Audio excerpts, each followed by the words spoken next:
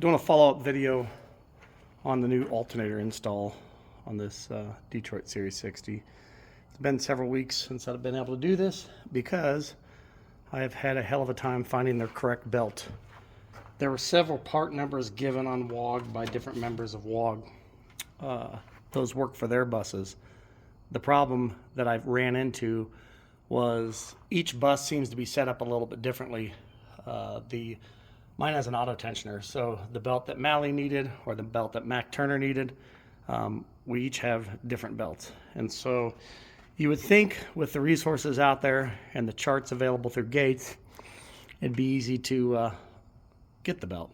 Well, it's easy to identify what belt you need. It's not so easy to locate the actual belt. So I ended up needing a K120671. This gives me, I believe it was about 66 3/4 of an inch in length. This is not the HD series.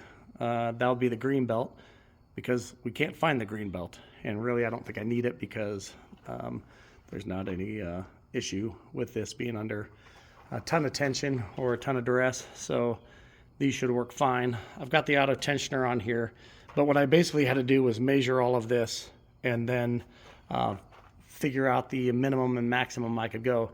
This is where my new tension system I built for the alternator saved my butt, because it was extremely hard to find a belt that was going to work for this. But with this tensioner, it allowed me, 3 inches of play left or right. And so what I do when I set this first nut is basically just a jam nut, just to loosen it up. So I loosen that up. I can loosen up this front nut. And then this allows me to move this up to move the alternator out, or move this down to move the alternator in. Once I have it set, tighten up both jam nuts, lock them down so that they all stay in place, which I'll do later. And then I also need to check the tension on this belt. The tension from Gates, each belt has its own predetermined tension. When this belt is put on brand new, Gates has the temperature or tension at 320 or 340 foot-pounds, irregardless, pretty high. Once the belt is on there and it relaxes and it's been stretched out and used for a while, it's going to be at 180 to 240 foot-pounds. And so what you'll need to test this is a cricket. My buddy Kevin told me about these. It's a 91132 is the part number for the cricket that goes up to 300 pounds. And this is it. And so what you do is set the cricket up on the belt. You want to put it on the widest part of the belt, and you slowly want to push. And so this just came up right now at about 240 foot-pounds. Now I have run the bus and stretched the belt out a little. When I first started, it was up at 300 pounds, and it's starting to relax. I'll check this a couple more times, but overall everything turned out pretty good. Make sure you've got the belt figured out. And again, what I did is take a tape measure all the way around. When I measured it, I made sure the auto tensioner was lifted all the way up. I took the measurement without the auto tensioner and got it close, and then finally adjusted it here. And it's all good. Ran it. I'm excited about it. Hopefully it's all going to work out great. Thought it was going to be an easy project, and really it wasn't that difficult, but waiting on the belt that long sucked.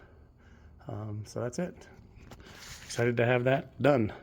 The next big project is I got all new lithium batteries, and if anyone is interested, these brand new Magnums are coming out. These are the Magnum 3012. These are the hybrids, and here's why they're coming out. I am putting the Victrons in only because on a wide body, I don't like where these inverters are behind the rear tag.